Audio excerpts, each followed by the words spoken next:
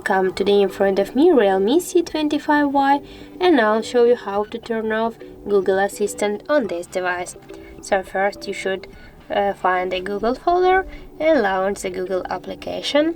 Right now on the down right corner, tap to the more icon, go to the settings, and here you got the Google Assistant section. Tap there and scroll down with your finger to the general options section. Right now you can see that our Google Assistant is activated. Just to turn off, tap here on the switcher and confirm to turn off. So that's how it looks. If you found this video helpful, leave like, comment and subscribe our channel.